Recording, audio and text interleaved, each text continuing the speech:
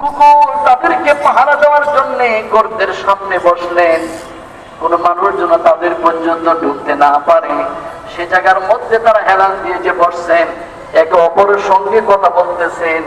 আমার আল্লাহ রাব্বুল আলামিন এই অবস্থা তাদের চোখের মধ্যে ঘুম ঢেলে দিলেন। জোরে বলুন সুবহানাল্লাহ। ঘুমায় গেছে, সব তাকানো আছে, তাকানো, এই যে তাকায় রয়েছেন না, এইভাবে ঘুমায়।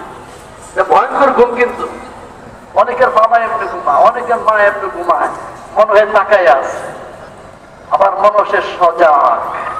আল্লাহকে ঘুমাও, অনেক তো উঠছ, সুবহানাল্লাহ বলুন না। এমন করে ঘুমিয়ে গেল, ঘুমায় আর ঘুমায়। কুকুর বসে আছে, কুকুরও ঘুমায়, মনে হয় কুকুর সজাগ। মানুষগুলো দেখলে মনে হয় মানুষগুলি সজাগ। وكذلك تساءلوا بينهم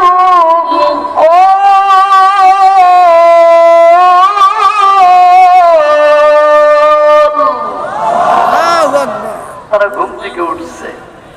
কিসে থেকে উঠছে? এই মাত্র ঢুকছে, ঢুকার পরে এই অবস্থা তাদের ঘুম চলে আসছে, তারা ঘুম থেকে উঠছে। সবাইকে শুনতেছেন? ঘুম থেকে ওঠার পরে যেমনি বসে আছেন, নেই চোখ খোলা, মুখ খোলা, একে অপরের সঙ্গে কথা বলছেন।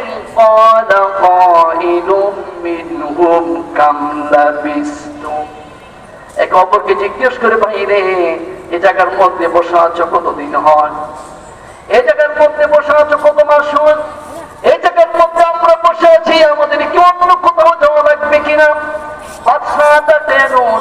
আমাদেরকে ধরতে পারলে মেরে ফেলবে, ফাঁসি দিবে, আমরা কি আবার কোথাও যাওয়া লাগবে কিনা? একজন বলে পেটের মধ্যে অনেক ক্ষুধা পেয়েছে, খাবারের দরকার। একজন বলে খাবারের দরকার, আর একজন বলে টাকা নাও, আমার কাছে টাকা